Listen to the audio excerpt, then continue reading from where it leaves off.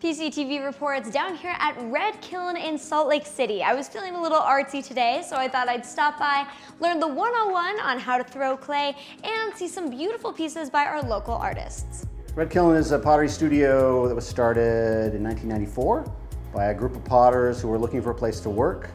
And they found this building, put it all together, and made it work as a group.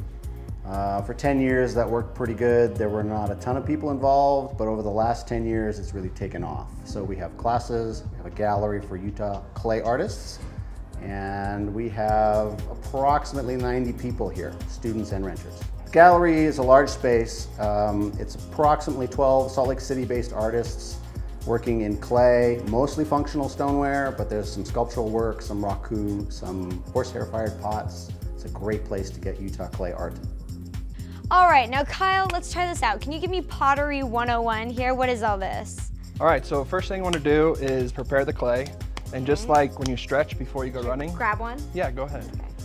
You want to wedge the clay up to kind of stretch it out and make it nice and soft so you can slap it down on the wheel and give it a go.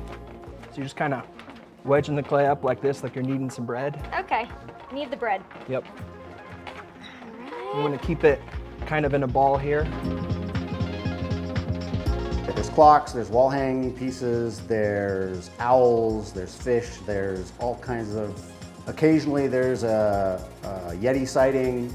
People do all kinds of motifs on their pots. So Kyle, how do you pottery? Do you listen to music? Do you just think?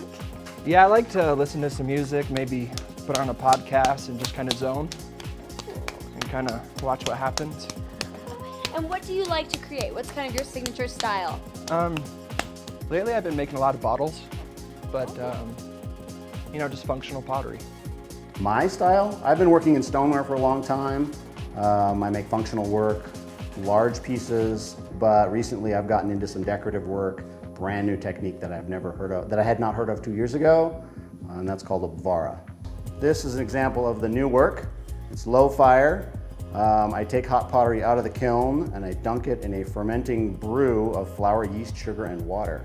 And that makes the patterns you see on the piece. Okay, so what's next?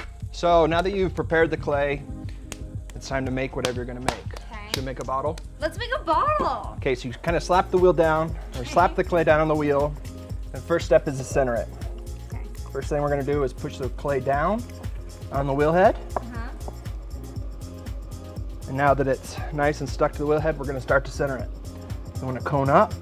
That's part of kind of being an advanced student and eventually teacher here. We want you to create your own style.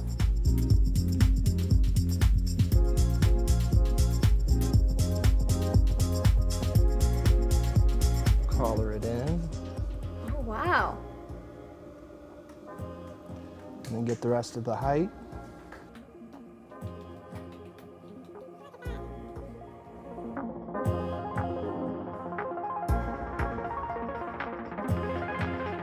How long did it take you to become as good as you are? About 2.5 years of doing this for like 8 hours a day. Just lots and lots of practice. Nobody just gets good at this. You just have to practice until it becomes natural. Once it becomes natural, it just kind of takes off. This is a community of people. We have classes, we have a really diverse studio. We love to bring people in for classes, and over the years many of them have stayed to become our teachers or volunteers, and eventually some of them have become our partners.